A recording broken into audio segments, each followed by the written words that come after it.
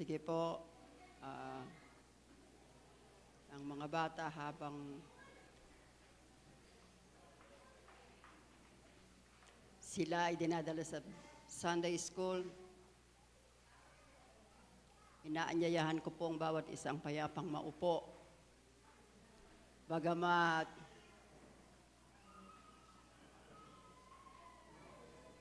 umuulan, salamat sa Diyos. At kasama po namin kayong sumamba at patuloy na sumasamba sa ating Diyos na buhay na makapangyarihan sa lahat. Amen po. Bago po tayo mag-umpisa, pwede po tayong tumayo sandali. We will read the Word of God. Napakahalaga po na basahin natin ang mga salitang ito sapagkat mismong sa labi ng Diyos ito nanggaling. Ano po mga kapatid? Ito po ay mababasa natin sa Job, aklat ng Job 38 verses 2 to 3. Basahin po nating sabay-sabay. Sino ka na nag-aalinlangan sa aking karunungan? Ang mga sinasabi mo'y nagpapatunay lang na wala kang nalalaman. Humanda ka, sagutin mo ang aking katanungan. Salamat, Panginoon, sa iyong banal na salita na tinanggap namin mula sa iyo. Sa bagamat kung ito'y pakikinggan, a word of rebuke from you. Pero salamat pa rin, Panginoon.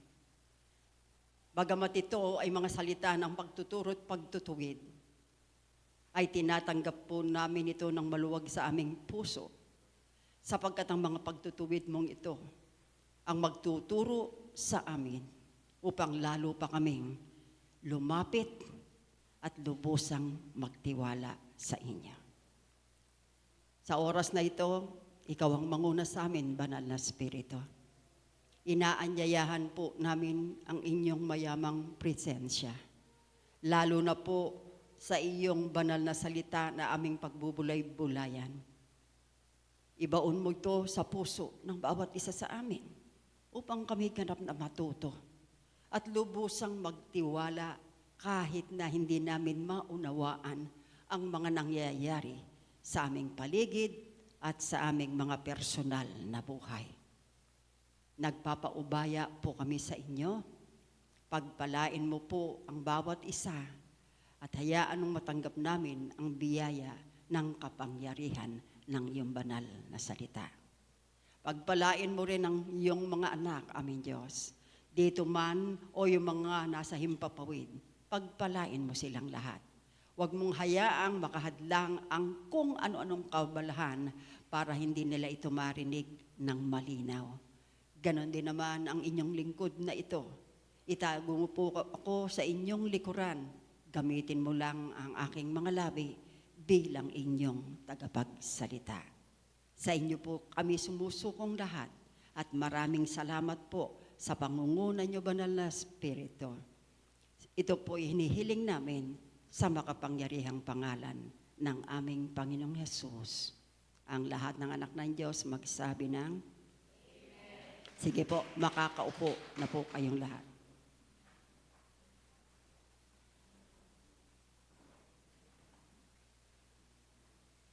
Isang tanong ang aking itatanong sa bawat isa. Tatagal ka kaya kung ang lahat ng nangyari kay Job ay mangyari sa iyo? Sino pong nakakakilala kay Job? Job sa English. Hindi nyo kilala si Job? Hindi po yung... Si Job po, one of the book of the Bible. Ano po? You must know the Bible very well. Kasi ito po ang pagmumulan ng lahat-lahat ng ating mga gabay sa buhay. Ano po? And Job o Job ay isa sa mga aklat ng history na kung saan ipinakikita rito At ipinapahayag dito ang kaluwalhatian, kapurihan, kapangyarihan, at ang nararapat nating gawin bilang mga mananampalataya sa ating Panginoon. Kaya nga ang tanong ko kanina, tatagal ka kaya kung ang lahat ng nangyari kay Job ay mangyari sa iyo? Ano bang nangyari kay Job or Job? Ano po? Si Job po ay isang matuwid na tao. Matuwid na tao kasi napansin siya ng Diyos eh. Alam niyo po bang pati si Satanas humaharap sa Diyos? At noong mga panahon na yon na nagre-report ng mga anghel sa Panginoon, kasama po si Satanas sa mga humarap sa Diyos. At tinanong ng Panginoon kung kilala niya si Job. Napansin mo ba ang lingkod kong si Job? Kaya napansin ng Panginoon si Job kasi nga he is a righteous man. Napakamatuwid ng taong ito at pambihira ang kanyang katapatan sa Diyos. Pero ganun pa man, talagang ang diablo, accuser yan eh. Isa sa pinakamaganda niyang katangian, mahilig siyang mag-akusa. Ano po? Kaya, sabi niya, kaya ka lang naman sinusunod ni Job, at saka kaya ka lang naman niya sinasamba kasi pinagpapaala mo siya. Binabakuran mo siya ng proteksyon. At ibinibigay mo ang lahat ng pagpapala sa kanya. Ang sabi ng Panginoon, sige, sabi niya gano'n. Subukan mo ang katatagan ni Job. Alam niyo po bang ang diablo hindi pwedeng kumilos without God's permission? Lahat po. Siya ang namamahala, namumuno sa ating buhay. Without His permission, hindi paring kumilos ang diablo sa ating mga buhay. At kung minsan naman, dahil meron tayong permissive will, isa sa mga kalayaang ibinigay sa atin ng Panginoon na pwede tayong magpasya ayon sa ating kagustuhan, hindi niya po iyan pinanghihimasukan. Kaya naman, ang sabi ng Diyos kay Satanas, pinapayagan kita na subukan mo si Job, subalit huwag mong pakikialaman ang kanyang buhay. Ayan ha. Yan po. Kung babasahin nyo ang aklat ng Job, mabe-bless po kayong mabuti. Kasi makikita nyo ang kapangyarihan at ang ginagawa ng Diyos sa ating mga buhay. I encourage you to read Job's book para patuloy tayong maliwanagan. Ano po? Sa paningin ng Diyos, si Job ay talagang righteous. Subalit dahil tao lamang siya, dumating siya sa puntong hindi na niya nakayanan ng mga pagsubok, nagtanong siya sa Diyos. Ano ba naman ang mga pagsubok na pinagdaanan ni Job? Abay una, yung kanyang mga ari-arian, pinakamayaman siya. Sabi sa Bible, pinakamayaman si Job among people dun sa lugar nila. Pinakamayaman siya. And at the same time, marami siyang mga alipin, marami siyang mga hayop. Ang unang sinakta ng diablo, yung kanyang mga kayamanan. Diba? Nilusob sila ng mga Kaldeyo, pinatay yung kanyang mga alipin, at pinagpapatay din ang kanyang mga hayop. Pagkatapos noon, ito po ang pinakamasakit sa lahat. Ang kanyang mga anak. Dahil po sila ay na-train sa pagmamahala ng kanilang mga magulang, tuwing my birthday, nagsa-celebrate sila sama-sama sa kanilang mga bahay-bahay. At ang sabi, nung nag-report, tinamaan daw ng lightning yung bahay at namatay lahat ang kanyang mga anak. Walang natira kahit isa. Pero ganun pa man, hindi pa rin nagbago ang pagsamba ni Job sa Diyos. Dumating na naman si Satanas sa harapan ng Diyos. O nakita mo, sabi ng pagmamalaki ng Panginoon, nakita mo ang kapangyarihan? Ay, nakita mo ang paggalang sa akin ni Job? Ang sabi niya. Oh, kaya lang naman subukan mo saktan yung kanyang yung laman. Sabi niya gano'n. Kung hindi kanya sumpain, sabi niya gano'n. Sige. Pinauubaya ko siya sa iyo, pero muli, pinaalalahanan siya ng Diyos, hindi niya pwedeng pakialaman ang buhay ni Job. Binigyan siya ng karamdaman. Ano po ang karamdaman na ibinigay sa kanya? Mga bukol. Hindi ko alam kung anong klaseng bukol yun. Naranasan niyo po bang magkapigsa? Ako po naranasan ko sa puwit, sa tuhod, siko, sa likod. Napakasakit. Pero si Job po mula ulong hanggang talampakan may bukol. At yun na nga ang istorya. Dumating siya sa puntong hindi na niya nakayanan. Maging ang asawa niya, sabi niya, bakit hindi mo pa sumpain ang Diyos? Sa mga pinaggagawang yan, anong nangyari sa iyong yan? Abay, sumpain mo na siya at matay ka na, sabi ng asawa. Kaya pala hindi kinuha ang asawa. Ano po? At yun po ang nangyari sa buhay ni Job. Mahirap sagutin yan. Kasi kasama rito, hindi lamang ang kanyang kabuhayan, maging ang kanyang buong sambahayan, ang kahulihan, ang kanyang kalusugan. At dumating pa sa point, dumating nga sana yung kanyang mga kaibigan. Itong mga kaibigan na to, sa halip na siya ay aluin, abay puro sumbat ang inabot. Kung hindi ka makasalanan, hindi ka magkakaganyan. Hindi ba na ginagawa natin kung minsan yan? Pag nadidisgrasya yung kapatid natin, kung ano nung dilubyong nangyayari, ayan kasi. Hindi kumikilala sa Diyos, kaya iyan ang napala. Nakaka-identify?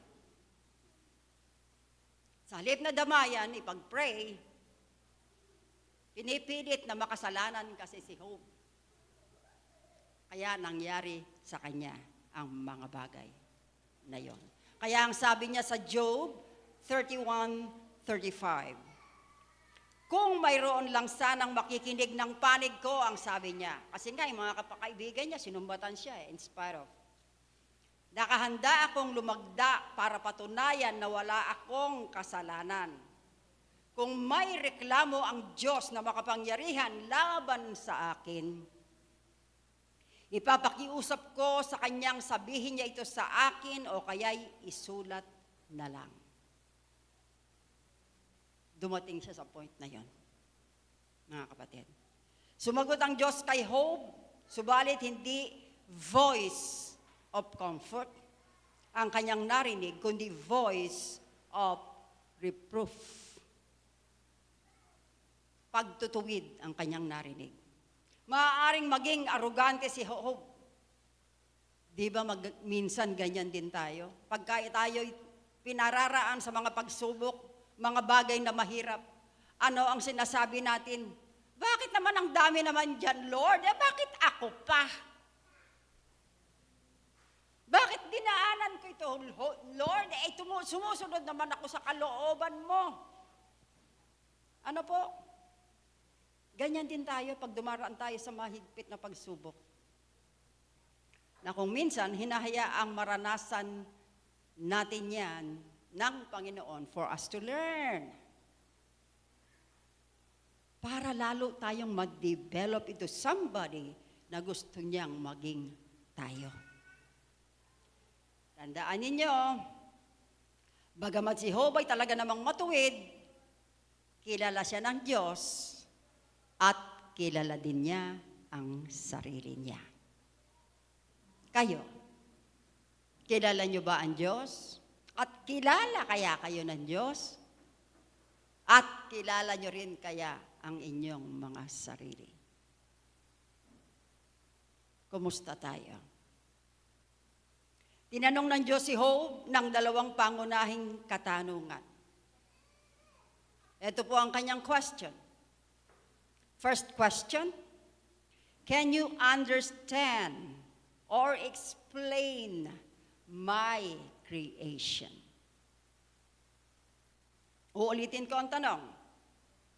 Can you understand or explain my creation? Sino ang pwedeng magpaliwanag nito? Meron bang taong nabuhay sa mundo na nakapagpaliwanag o naunawaan ang paglikha ng Diyos? Ano po? Second question, can you change or subdue my creation? Mababago mo ba? O kaya mo bang talunin ang aking nilikha? Hinigi ng Diyos kay Job ang kanyang kasagutan, pero walang masabi si Job. Kayo, may masasabi, mga kapatid? Can you explain or understand His creation? Can you change or subdue His creation? Ito po, hinihingi kong basahin ninyo. Kasi pag binasa ko rito, napakahaba po nito, pero mabibless kayo. At dito nyo maunawaan ang kahiwagaan, hirap ng Kapampangan, ang kahiwagaan, ang kaluwalhatian, at ang kamanghamanghang paglikha ng Diyos. Mula sa chapter 38 to 41, nagsalita ang Diyos mula sa ipo-ipo. At walang nagawa si Job, kundi tahimik na magsisi at nagpakumbaba. In-explain niyang lahat. Alam mo ba kung paano ko nilikha ang mundo?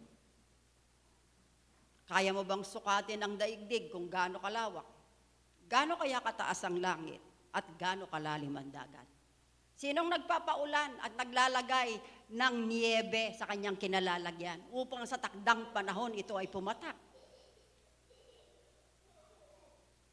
Sino ang nagbigay ng kapangyarihan? Alam niyo po yung hippopotamus, mga kapatid. Abay, pambihira pala ang lakas nito. At hindi lang yon, yung Leviathan kung tawagin, yung mga crocodile na malalaki. In-explain niyang lahat doon kung paano. At dito talagang mamamangha ka. At sa pagpapaliwanag ng mga bagay ng Diyos kay Job, mayroon tayong mabuting prinsipyong matututuhan. Dito po tayo sa mensaheng ito. Ito po ang message sa atin. Mayroon tayong mabuting prinsipyong matututuhan mula sa mga pagtuturo ng Diyos kay Job. Ano yon? Ito po, ang sabi niya, magtiwala. The title of our topic today, magtiwala ka lang kahit hindi maintindihan. Here are the principles we can learn. First principle, if God's ways are higher than mine, then whatever He allows, I bow in submission, and that makes me humble. Uulitin ko, if God's ways are higher than mine, then whatever He allows, I bow in submission, and that makes me humble. Ito pong sabi niya, Job 38:2-3. Sino ka na nag-aalinlangan sa aking karunungan? Ang mga sinabi mo'y nagpapatunay lang na wala kang nalalaman. Humanda ka, sagutin mo ang aking katanungan. Ano po ang sagot ng mga anak ng Diyos? Yes. Lahat tayo. Lahat tayo'y tatahimik. Kasi walang pwedeng sumagot sa Diyos. Walang mangangahas sino man. Sa paglikha pa lang sa atin, kahanga-hanga na. Hindi mo maintindihan paano nakarating yung bata sa tiyan ng nanay. Okay, sinasabi sa science, yun nga, yung egg cell ng babae, pupunta yung sperms ng lalaki. Pero paano mabubuhay ng ganun yun? Ano po? Kahanga-hanga ang kanyang paglikha sa tao. At alam niyo ba, bawat isa sa atin, meron tayong mga antibodies. O, yung mga nag-aaral sa medicine. May mga antibodies tayo, binigyan tayo ng kapangyarihan ng Diyos na labanan na ano ba ng mga pumapasok na mga bad elements na yan sa katawan natin. Ano po? Bagamat ito, hindi ko rin maunawaan, pero kahanga-hanga tayo pa lang ng mga tao. Hindi na natin maintindihan kung paano tayo nilikha ng Diyos. Yung mga hayop, yung kanilang mga instinct. Tingnan niyo mga instinct ng mga hayop. Meron silang sariling pag-iisip. Alam nila ang kanilang mga gagawin. Alam ng aso paano padidiin ang kanyang tuta. Ganon din naman ang pusa, paano niya alagaan ang kanyang mga muning. Ano po? Ang kalabaw, ang mga malalaking hayop, kahanga-hanga.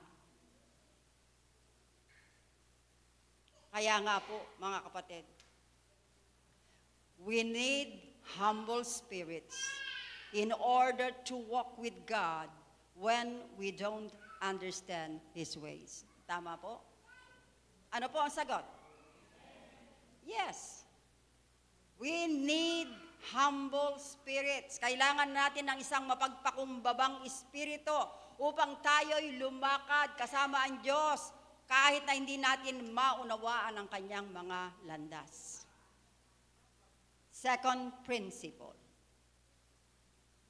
If God is in full control, then however He directs my steps, I follow in obedience, and that relieves me of a burden. If God is in full control, then however He directs my steps, I follow in obedience, and that relieves me of a burden. Alam niyo po bang yung burden, kung ano ang dinudulot niyan sa atin? Stress. Ano po? Napakahirap ma-stress. Ang paalala sa atin, we don't have to be in charge. Hindi tayo dapat mag-alala. At hindi dapat nating pinakikilaman ang lahat ng bagay kasi ang sabi ng Panginoon, Siya ang bahala. Amen po mga kapatid? Nakuha niyo po? We don't have to be in charge. Ang sabi sa Job 41:11, sino ang makapagsasabing may utang na loob ako sa kanya o sa inyo? Sa labi mismo ng Diyos nang galing ito, sino ang makapagsasabing may utang na loob ako sa inyo? Ang lahat dito sa mundo ay akin. Anong sagot ng mga anak ng Diyos? Amen! Even us! Kahit tayo, kahit yung mga anak nyong yan, tayong lahat, pag-aari tayo ng Diyos. Wala namang nabuhay dito sa mundo at walang narito sa mundo sa buong kalangitan. Sino may-ari? Ang Diyos lang. Kaya lang, hindi natin pwedeng sabihin, akin yan, akin yan, akin yun. Akong may-ari niyan. Ako nung araw, nung hindi pa ako Christian, I'm so arrogant. Sabi ko, akin yan, ba't pinakikialaman nila yan? Napakasamang pag-uugali, salamat na lang at na-born again ako. Lahat tayo ganyan eh. At first, hindi natin maunawaan yung mga pag-uugali natin hanggang hindi tayo naliliwanagan ng pag-iisip. Kaya lamang tayo maliliwanagan ng pag-iisip sa tulong ng Diyos pa rin. Amen. Kasi dito, ituturo niya sa atin kung paano tayo mag-isip ng tama. At lagi nating alalahanin na lahat ng bagay na meron tayo, maging yung ating buong pagkatao, itiniwala lamang ng Diyos sa atin yan. At ang ating responsibility, to be a good steward. Lahat yan, itiniwala. Maging ang asawa mo na yan, huwag mo sabihin, niligawan ko kaya yan, ang hirap-hirap kaya. Kasama pa ang prayer, kasama pa ang ganto-ganto. Kung hindi ka looban ng Diyos, mapapangasawa mo ba yan? Kung minsan ka, kahit hindi ka looban ng Diyos, nangyayari. Kasi matitigas ang ulo natin. Pero ganun pa man, wala tayong pwedeng sabihing atin, sapagkat lahat yan ay itiniwala lamang ng Diyos sa atin. Malinaw po mga kapatid. Anong sabi ng mga anak ng Diyos? Amen! Amen! Thank you, Lord.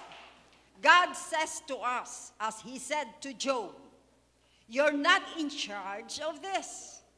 This is my responsibility. I know what I'm doing, my child. Yan ang sabi niya. You're not in charge of this. Sinabi niya kay Job at sinasabi rin niya sa atin ngayon. This is my responsibility. Responsibilidad ko yan at alam ko ang aking ginagawa. Anong sabi ng mga anak ng Diyos? Amen! Thank you, Lord! Salamat na lang. Salamat na lang at merong higher power higit sa atin. Kung hindi, naku po, nagkadilubyo na ang mundo. Nakita niyo? Yung mga magugulo doon sa Middle East, ang Iran, yung mga terorista, ang daming kaaway ng Israel. At maging sa atin, sa buhay natin. I pray na lahat ng Pilipino ma-born again eh. Pinupuri sa media yung mga Pilipino, ganito ang mga pag-uugali. Pero kung minsan marami pa rin manluloko, scammers. Amen po? O order ka ng ganito, iba hindi narating. Kakasawa. Kaya nga ayoko nang mag-order eh. Kasi yung in-order mo, taliwas dun sa order mo na binigay sa'yo. Mga manloloko. Ano po? Kailangan ng tao ang Diyos para makagawa ng tama. Naniniwala kayo? Amen? Kaya talagang kailangan nating magtiwala sa Diyos. Okay, third principle. 3 prinsipyo lang po yan. If God has answers I lack, then whenever He speaks, I listen in silence, and that instructs me. Kung ang lahat ng mga katanungang meron ako ay merong kasagutan ng Diyos, kailangan lang, pagka nagsalita siya, kailangan kong manahimik, makinig. At yan ang itinuturo niya sa akin. He teaches us to think more like Him, una, and respond correctly to His working in our world and in our lives. Amen po mga kapatid? Sinasabi rito, tinuturuan niya tayong mag-isip na kagaya niya at tumugon naman sa kanyang mga ginagawa dito sa mundo at sa ating mga buhay. Anong sabi ng mga anak ng Diyos? Amen! Purihin ang Diyos. Job 42:4-6. Nakipag-usap po kayo sa akin at sinabi ninyong makinig ako sa inyo. Noon ay naririnig ko lang po sa iba ang tungkol sa inyo. Pero ngayon ay nakita ko na kayo. Kaya ako'y nahihiya sa lahat ng sinabi ko tungkol sa inyo. Ako po ngayon ay nagsisisi sa pamamagitan ng pag-upo sa abo at alikabok. Yan po yung tanda ng kanilang repentance. Umuupo sila sa abo, sa alikabok, nagsusuot sila ng sako at nilalagyan nila ng abo yung kanilang mga ulo. Tanda ng kanilang repentance, mga kapatid. Anong matututunan natin? Ito po, makinig tayong mabuti. Lesson to learn. Hindi likas sa tao ang tahimik, nagpapasakop at nagpapakumbaba. Hindi po likas sa atin yan. Meron tayong sinful nature. May tendency ang taong magreklamo. Ano po? At hindi marunong magpasakop. At hindi rin marunong magpakumbaba. Kaya nga ang Lord natin, panayan turo sa atin, sa iba-ibang kaparaanan tayo tinuturuan. Ano pa? Gusto natin, nakokontrol natin ang lahat ng bagay. Amen kayo dyan? Pag nag-asawa nga lang, gusto kontrol yung asawang babae. O yung lalaki, yung babae naman, gusto kontrol yung asawang lalaki. Samantalang sinasabi, you are equal. You are one. Kailangan give and take. O kayong may mga mag-asawa, alam nyo yan. Yung mga sinasabi kong yan. Ayaw natin ang nabibigla, ayaw din ang naghihintay. Yan, ang kulang na kulang sa atin. Ayaw natin yung ginugulat tayo. Napaka-impatient natin. Kailangan nating magbago. Kailangan nating makipagtulungan sa Diyos at tanggaping mas marunong siya sa lahat at siya ang may control. Anong sabi ng mga anak ng Diyos? Amen. Yan. Yan, amen po yan ha.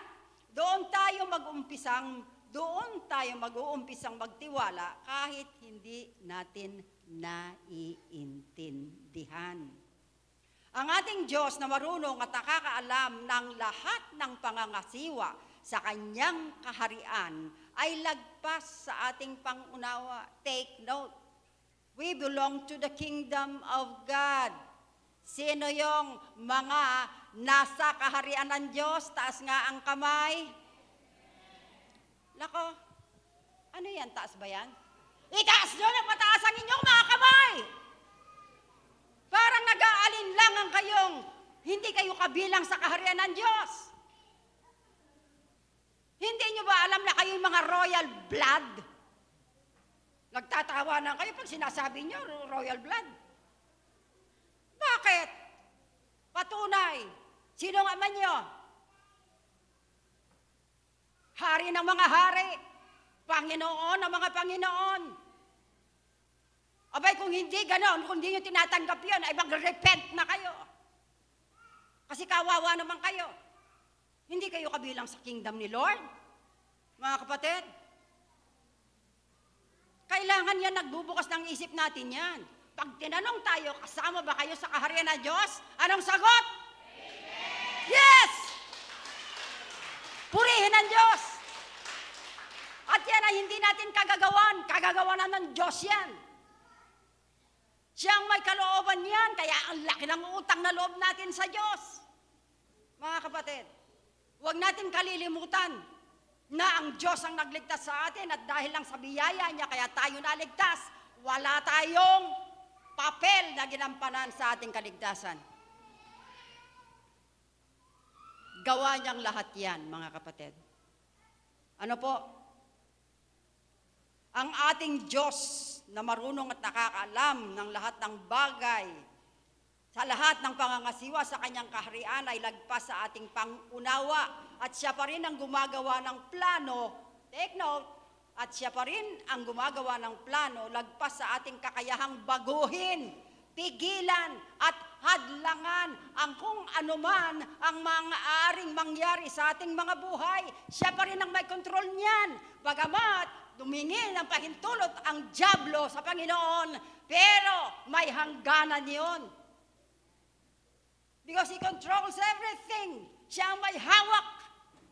Maging ang inog ng mundo, alam nyo ba? Mga kapatid, hindi uulan kung hindi niya kalooban. Kaya nga lagi, pagka nagpipray tayo, hindi ba lagi nating hinihingi yung kalikasan, kontrolin niya on our behalf, on behalf of our country. Dahil alam natin, ang kalikasan, pag iyan ay dumating, wala tayong control.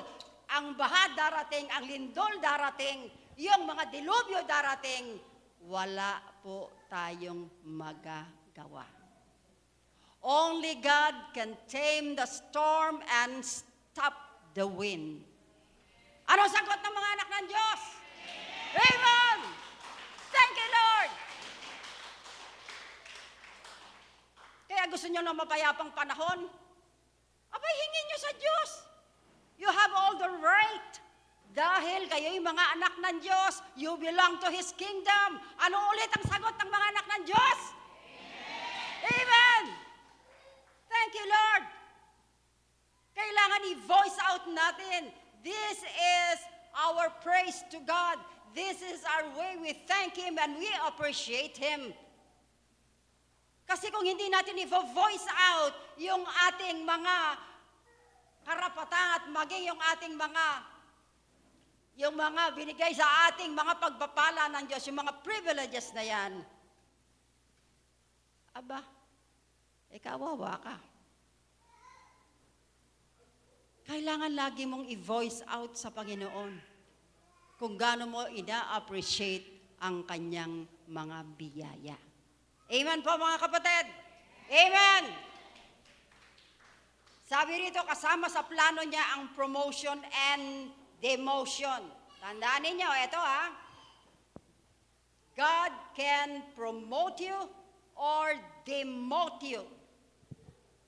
Naniniwala kayo? Totoo po yan. Kahit ano pang langis ang gawin nyo sa inyong mga employer. Kung hindi ka looban ng Diyos, hindi tataas ang posisyon mo. Amen po? Ano man ang katungkulan mo, sa gobyerno man yan, sa opisina man yan, o kung anumang hawak mong papel sa buhay, yung promotion dumarating galing sa Diyos. At kung dinidemote ka naman niya, yung demotion kung ibinababa ka naman niya, abay makinig ka. Lord, bakit hindi ko po natatanggap? Bakit sa halip na tumaas yung tungkulin ko, ba't bumaba po? Tanungin mo ang sarili mo. Kasi ang Diyos ang nakakaalam kung anong nangyayari dyan sa puso mo. Alam niya kung paano kanya turuan at ituwid para tanggapin mo yung biyayang yan galing sa Kanya. Pag ikaw ay natuto, kailanman hindi ipagdadamot ng Diyos yung promotion. Nakuha niyo, mga kapatid? Hindi kailanman ipagdadamot ng Diyos ang biyaya kung kaya mo nang i-handle iyan. Sasabihin mo, bakit naman sila ang yayaman? Hindi ako yumayaman. Kahit anong gawin kong pagpulat sisikap, hindi ako yumaman. Kaya mo na bang hawakan ang kayamanan? O baka naman yung kayamanan ang humawak sa iyo. Sa halip na ikaw ay mapabuti, ay mapahamak ka. Ganun lang po kasi yun Alam ng Diyos kung paano ka pagpapalain kasi alam niya nakahanda ka na. At alam din niya na hindi mo pa kaya pagka hindi pa niya ibinigay sa iyo kasi mayroon pang dapat i-develop sa pag-uugali mo. Anong sabi ng mga anak ng Diyos? Kailangan be true to ourselves. Maging makatotohanan tayo. Ganito siya kamakapangyarihan, mga kapatid. Kahit talagang hindi natin maintindihan, alam niya. Take note Kahit talagang hindi natin maintindihan, alam niya. Kahit hindi natin maipaliwanag, nauunawaan niya. Kahit hindi natin nakikita ang katapusan, naroon na siya sa dulo at sinasabing, that is. Magtiwala ka lang kahit ano ang mangyari. Magtiwala ka lang kahit hindi maintindihan dahil alam ng Diyos ang kanyang ginagawa. Anong sabi ng mga anak ng Diyos? Palakpakan natin ang Panginoon! Thank you, Lord. Aming Diyos na makapangyarihan sa lahat. Ano po bang sasabihin namin? Ano po bang gagawin namin, Panginoon? Totoo naman, ang pinaka-ayaw mong mangyari sa amin ay yung mag-alala. Kasi pag kami nag-aalala, lahat ng maaring puminsala sa aming buong pagkataon, ando na. Pag kami nag-iisip, hindi kami makapag-desisyon ng tama. Kapag kami nag-iisip, hindi kami makatulog. Pag kami nag-aalala, hindi kami makakain. Pagka kami ay abalang-abala, wala kaming magawang tama. Kaya gusto mo lang, Panginoon, sabi mo nga, be still and know that I am God. Yan ang turo mo sa amin. Lahat kami gusto mong pagpalain eh. Ayaw mong may maiiwan because you love everyone. You are no respecter of person. Lahat nga gusto mong maligtas kung hanggat maaari. Kasi once and for all, Jesus paid the price. Binayaran na niya ang lahat. Ang kailangan lang namin, magpasya kami ng ayon sa inyong kalooban. Salamat sa mga pagtutuwid mo sa amin. Kahit wala sa tingin namin tama ang ginagawa namin, kung hindi ka namin kilalang kilala, may tendency, Panginoon, na talagang makapagreklamo kami at masabi namin ang hindi namin dapat sabihin about you. Dahil kulang kami sa pangunawa. Pero ganun pa man, patuloy po kaming pinalaalahanan at sinasabi sa amin, you are completely in charge. Thank you, Lord. Dahil patuloy mo na ayaw mo kaming magkasakit sa kakaalala. Ayaw mo kaming mabalisa at mawala kami sa focus.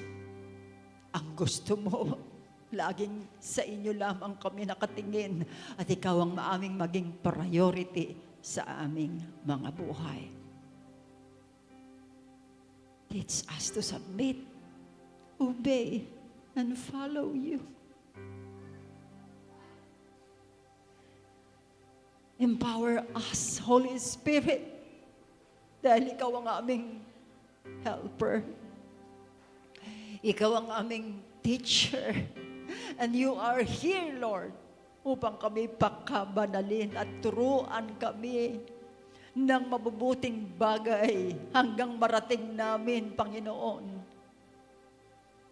ang pagiging kawangis ng aming Panginoong Hesukristo na siya naming dapat pamarisan.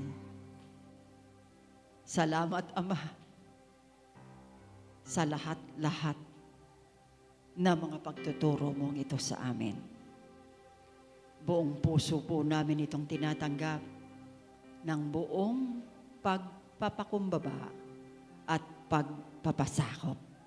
Mula ngayon, hayaan mong sa iyo lamang namin sabihin ang aming mga pangangailangan. Lubusang pagsuko ang ilagay mo sa aming mga puso at kaisipan. Maraming salamat po.